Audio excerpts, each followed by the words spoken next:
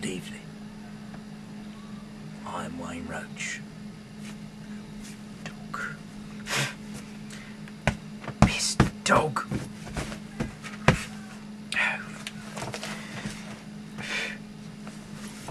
This all right. I'm Wayne Roach. And guess what?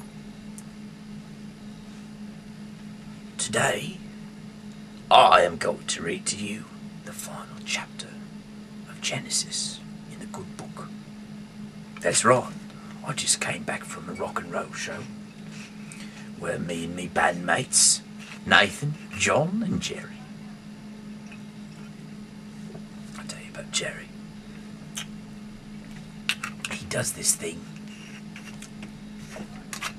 If you don't know, you've never been to Costas playing before. I mean, we don't plays too much, you know. We plays around England every bloody night, but I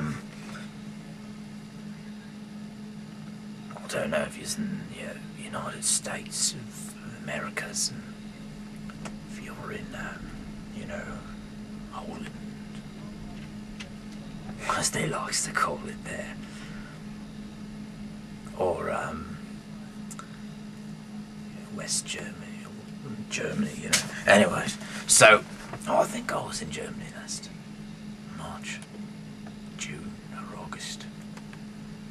But anyway, so Jerry, what he likes to do, he's a nut. He takes his sticks, right, and he thinks that if he can dip them in syrup, that he'll have a better grip on, because sticky, and it's got, he likes to go. Well, he likes to wave a lot, go up and down in like a bloody buffoon. But it's rock and roll, right? It's all right. We likes it, and but he thinks if he's got syrup, they won't drop the bloody sticks. But I says, but what happened tonight? Jerry,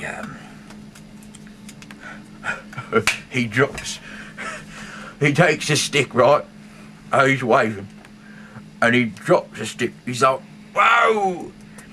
And it sticks right in his cap, right? And it goes like this, and it sticks right there, right in his cap. He's got this sticky stick, right? Is what we call it. Anyway, so, wait, it's just happening. Anyway, chapter 50 is what we'll do. The final chapter of Genesis. And I'm Wayne Roach, and we're reading the Bible today. And, so Joseph threw himself on his father, crying and kissing his face. Then Joseph gave orders to embalm his father's body. It took 40 days, the normal time for embalming. The Egyptians mourned for 70 days. When the time of mournings was over, Joseph said to the king's officials, "Please take this message to the king. Excuse me.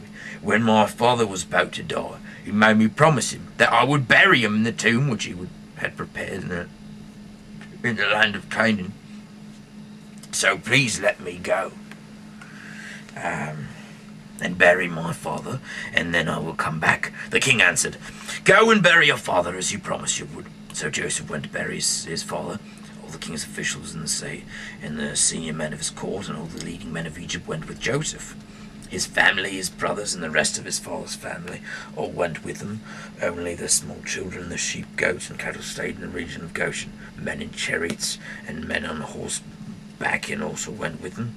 It was a huge group.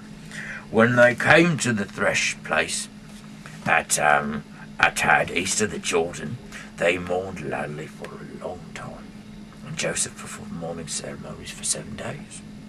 When the citizens of Canaan saw those people mourning at Atad, they said, "What a solemn ceremony of mourning the Egyptians was holding." That is why the place was named Abel Mizraim. So Jacob's sons did as he commanded them. They carried his body to Canaan and buried it in the cave at Machpelah, east of Mamre, in the field which Abram had bought from Ephron the Hittite for a burial ground. After Joseph had buried his father, he returned to Egypt with his brothers and who had gone with him for the funeral. After the death of the father, Joseph's brothers said, What if Joseph still hates us and plans to pay us back for all the harm we did to him? So they sent a message to Joseph. Before your father died, he told us to ask you, please forgive the crimes your brothers committed when they wronged you. Now please forgive us the wrongs that we, the servants of your father's God, have done. Joseph cried when he received this message. Then his brothers themselves came and bowed down before him. Here we are before you as your slaves, they said. But Joseph said to them, don't be afraid.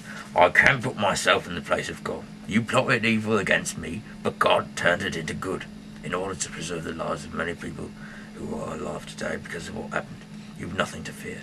I will take care of you and your children.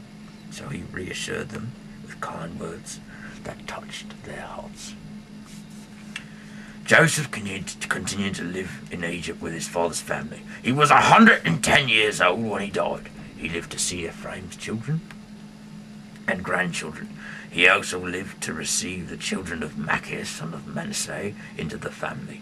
He said to his brothers, I am about to die, but God will certainly take care of you and lead you out of this land to the land he solemnly promised to Abram, Isaac, and Jacob. Then Joseph asked his people to make a vow. Promise me, he said, that when God leads you to that land, you will take my body with you. So Joseph died in Egypt at the age of 110. They embalmed his body and put it in a coffin. That is the end of Genesis, with the death of Joseph.